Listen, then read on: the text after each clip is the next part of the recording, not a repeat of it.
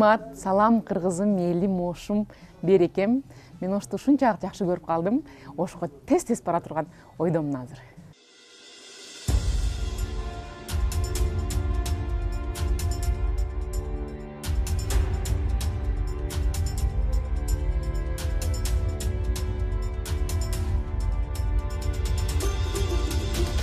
Катуу киришти мен.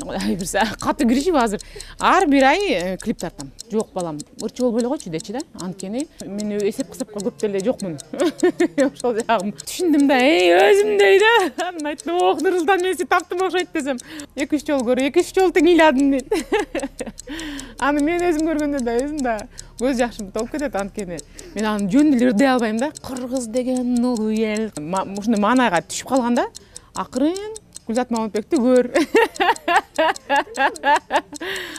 Жазуунун күчү бир өтө башкача, билбейм эмнегедир. Өлгөндө көргө жатасың, ошондо точно тынчыйт да. Ошондо сен да точно тынчыйсың.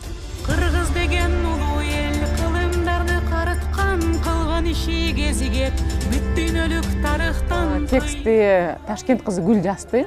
Аябай ушул кишини сыйлайм. Жолук жамынып намаз окуп жүргөн келин аябай. Жылдыз да өзү убагында аябай чоң жылдыз болгон. Кызыңдай болоюн хай. Мен айттым, Гүл мындай кылалы, койго туруңуз. Мындай алмаштыралычы. Эми могу сөздү кошсок болобу, дагы бир башка сөз тапсак болобу деп анан 6-7 варианттарын мага жиберди. Анан жакшысын тандап алдык. Ал жерден да кичине өзгөртүүлөр болду. Анан ошондой сөзгө, ошондой текстке акыры келип жеттик да. Кыйын эл биз дүйнөнү багынткан композитору диджей Ролан. Биздин жигит Ролан деген, конечно, түштүктүн жигити Ролан деген мындай италиялык атын коюп коюштур. Ооба, Ролан деп. Бирок ушунчалык таланттуу композитор. Анын ырлары Евровидениеден дагы чыгат экен. Евровидениедага жазган композитор экен да. Анан призовой жакшы мисталарды орундарды алып келишет экен. Ошого өтө күчтүү композитор. Өзүңүз да көрдүңүз да. Ооба, мен айттым, Ролан мындай болсунчу дедим, патриотический мондай кыргыздын жүрөгүнө кирип, антиң ойготуп жан дүйнөсүн деп мондай көз жаш тама тургандай болсунчу, анткени кыргыз азыр ойгонуш керек болот. Кыргыз азыр ким экенин түшүнбөй жашап жүрөбүз да. Түшүнбөй жашап жүрө берсең, ким экениңди жүдөйсүң да кадимкидейчи. Ошого ким экениңди билип, эгиңди көтөрүп, башыңды бийик кылып туруп, эметкениң кыргызга дем бере турган сонун музыка болсунчу деп эметтим.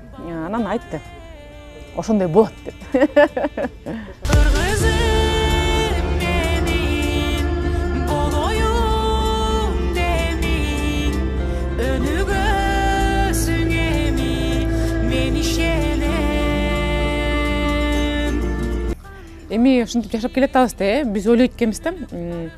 Мына ушул ишти жасап атам, ушул ишти жасагандан тажадым, качан ушул бүтөт.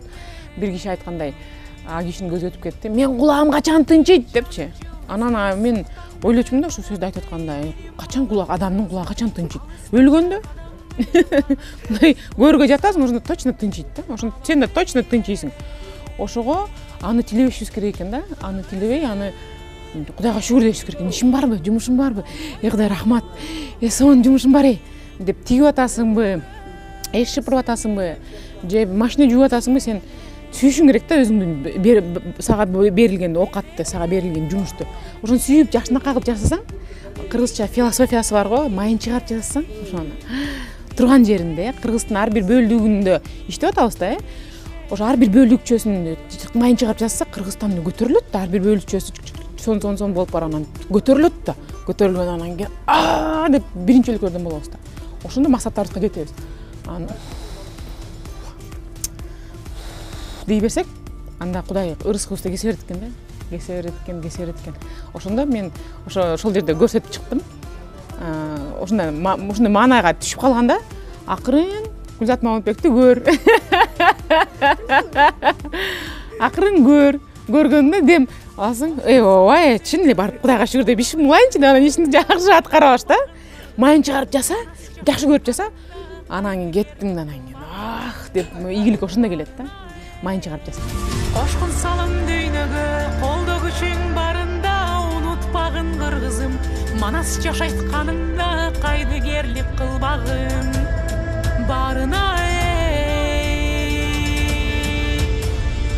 унутпагын кыргызым манас жашайтканыңда десем ошону укканда эметип кетем дейт, чыйрыгып кетем дейт элчи. Жасап атпайбы мага азыр WhatsApp'тан мен өзүмдүн дагы курбуларыма айтып атпайбы.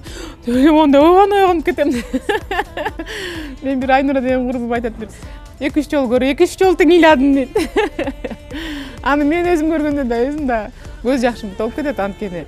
Мен аны жөн эле ырдай албайм да. Кыргыз деген улуу эл кылымдарды карыткан дегенде эле көзүмөн жаш кетет да анткени. Чын эле Кыргыздын тарыхы өтө бай да. Кыргыздын тарыхы өтө бийик да, анан кийин өтө кылымдарды карыткан тарых да. Биз кылымдарды тарткан элбиз. Бүткүл дүйнөгө таанылган элбиз. Аны өзүбүздү жоготуп бартабыз да, өзүбүздү мындай түшүнбөй ким экенибизди билбейчи. Мен 2-3 жыл мурун ушундай аябай чөгүп кеттим. Анан Кудай атайын чөктүрдү окшойт да. Мына карачы, кыргыз кандай акыбалда турат азыр. Ушул чөгүп турган акыбалда турат. Анан ошол жактан ошол аңдан чыкканга аракет кылып анан кийин азыр ох деп чыгып алгандан кийин азыр түшүнүп атам да, жашай берет экенбиз да өзүбүздүн коркунучтарыбызды аңдын ичинде, мондай саздын ичинде. Анын жактан чыкканга аракет кылышыбыз керек экен. Чыкканга коркосуң, мындай болбой калсачы деп. Жок. Ошо коркунучту жеңип аракет кылып анан чыгып алгандан кийин аз кимге жардам берсем экен дейт экенсиң да. Ошого биз да ушинтип калабыз, Кудай буйрса.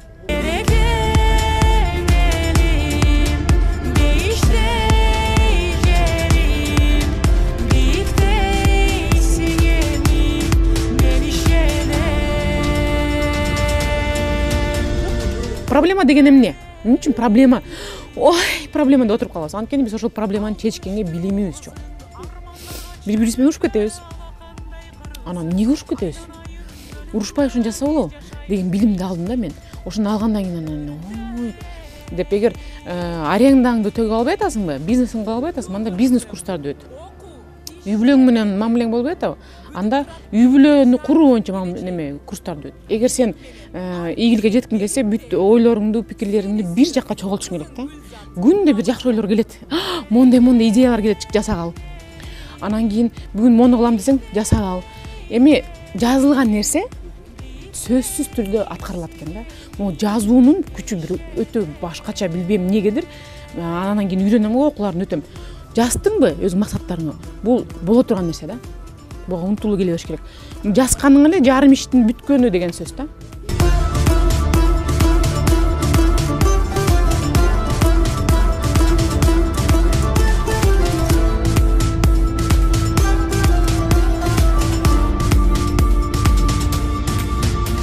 Эл жылына бир эле жолу жасат дейт.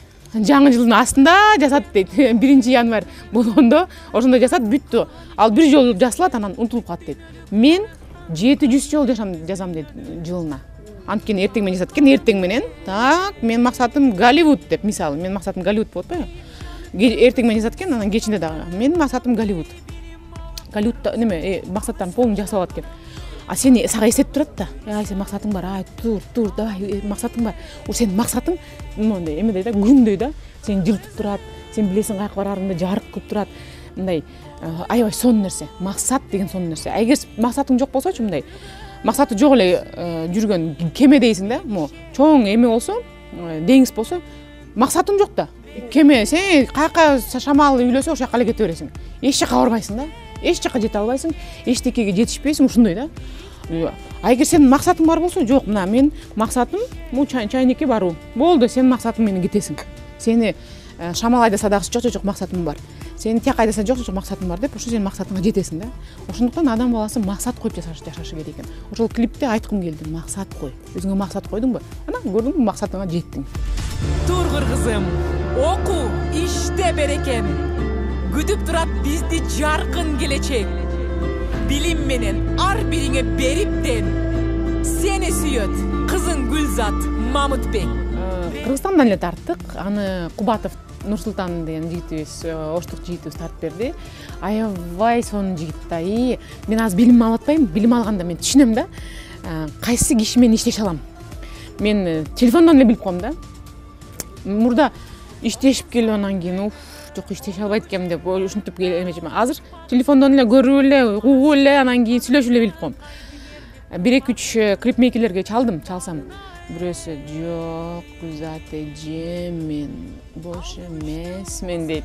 Экинчисине чалсам жок мен бир жумада бүтө албайм дейт. Ошондо толтурган Нурсуланга чалганда эле Гүлзат эже кандайсыз, жакшысызбы? Ой бүтөбүз эжеке деп мен түшүндүм да, өзүм дейт.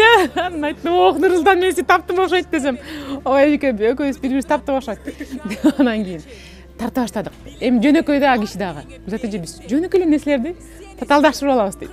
Жөнөкөй эле нерсе дейт. Ошонун баары эле мындай камерасы бар эле тык тартып эле келет да. Анан ошо жол ушунчалык ачык, менин да жолум ачык, анда жол ачык. Тарс болду эле 1-2 күн ичинде эле тартылып эле бир күндө бүтүп калды. Ошо 5 күн ичинде тартылып, бүтүп, монтаж болуп, YouTube-ка чыгып калды. Өтө оор сценарий болчу. Мындай эгер карап келсеңчи.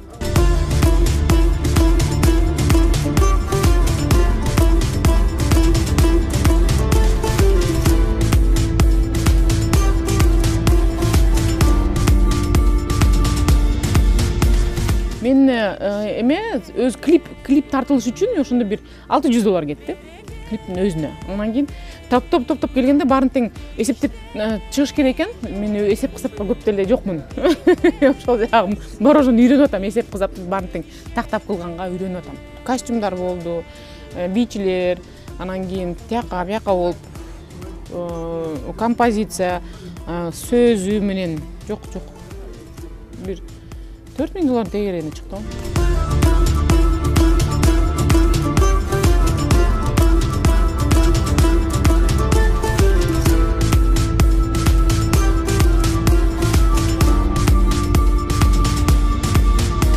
Мен шоу бизнесте өтө чоң деңгээлге көтөрөм. Анткени биз шоу бизнести кичине арамга аралаштырбайбыз. Бүткүл адамзат. Эми шоу бизнес дегенде бул искусство да. Искусство деген бул өтө бийик деңгээлдеги толкундар да, искусство. А биз аны арам-сарамга аралаштырып жүрүбүз. Кантип оосубузду шиштип алат экенбиз, бияктарыбызды тиштип алат экенбиз, тияктан анан көлөк салак болуп билет экенбиз экранын астында. Мен Европадан дагы канча айланып тегеренип келдим. Европаны үйрөтө турган мына биз экенбиз, Кудай буйрса. Ошо арамга аралашпа, искусствону булгаба, өзүңдү жашнакай алып жүр. Анан кийин Европанын нырларын карасаң, секс, текила деп ырдашат. Эми улуу сөздү уят жок. Аны мен айтпасам, аны эч ким айтпайт. Мен азыр жашмындар ушуну азыр камера аркылуу, силер аркылуу айтып кетишим керек. Жок, деген үй бүлөдө болуш керек. Үй бүлөдө болуш керек. Искусствого аралашпаш керек. Анан кийин биз мен мисалы ырчы болгум келчи деп айтсам атама, жок балам, ырчы болбой эле койчу дечи да. Анткени эми артисттер көп жакшы эмес эмеде жүрөт депчи. Жакшы эмес тарбиясы бар деп. Анан эмне үчүн антчи деп капа болчумун. Эмне үчүн мага уруксат бербейт деп. Эмне үчүн мен 36-га чыкканда ырдашым керек деп. Көрсө ал чын эле ошондой экен да. Чын эле ошондой нерсе бар экен. Анан кийин 1-2 биздин артисттерибиз да ошондой экен. Анан ойлодум, жок, мен азыр артист болуп, Кудай буйрса, шоу бизнес кандай болорун мен көрсөтүшүм керек. Бул өтө чоң бийик деңгээлдеги нерсе болуш керек. Алды күчтүү кызың, армандарга чөмүлбө, алакандай кыргызым. Айланайын өлүмбө, биз жашайбыз дейиштин төрүндө. Катуу кириштим мен, Кудай буйрса. Катуу киришип азыр ар бир ай клип тартам. Ар бир ай. Мына уже октябрь кыргызым менен деген тарттым. Ноябрь ичи Эквадор тартып келдим. Анан казагым деген болот, анан кийин Туркиям деген болот, анан кетти, Кудай буйрса. Бүткүл планетага дем беришим керек да. Бийик жанып жылдызың, суктандырып адамды, билим алып кыргызың. Алыс ташта кадамды, багын табыз буйруса аламды. Каналымды башка бирөөлөр эметет да, иштетет. Мага партнерлорум бар. Анан кийин мен билбептирмин өчүрүп койгонумду. Анан бирөөлөр айтат, Гүлзат эже сонун немелер болуп атат, комментарийиңизди көп эле койбойсузбу дейт. Айттым, кантип Гүлзат, аны мен аны үйрөнө элекмин. Ошондон ал максатта эмес, мен комментарийди өчүрүп анан жаман комментарийден качпайм. Мен комментарийга такыр көңүл бурбайм. Мен 36 жыл ырдабай, анан кийин 36 жашка толгондон кийин ырдап баштагандан кийин үйүндө отурат экен, анан өзүм да коркок боло баштайт экен, анан ишилсе азыр үнүм чыгарып атам. Анан кийин бир 10 эле сабак алдым. Эгер мен 100 сабак же 1000 сабак ала турган болсом, мен Майкл Джексон болом да, Кудай буйрса. Ошондо кичине чөйсө чойгоп да койгондур. Анткени композитор айтып атты. Бу жакта үнүң жетпейт атат, Гүлзат. Бу жакта кичине чойобуз, кылла билбейм. Бирок мен өзүм жакшы эле ырдайм, Кудай буйрса. Өзүм үнүм, Кудайдан жакшы үнүм бар.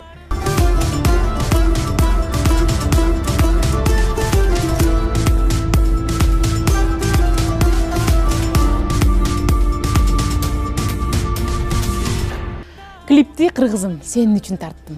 Каякта болбо, Кыргызстандасыңбы, Түркиядасыңбы, Япониядасыңбы, же Америкадасыңбы?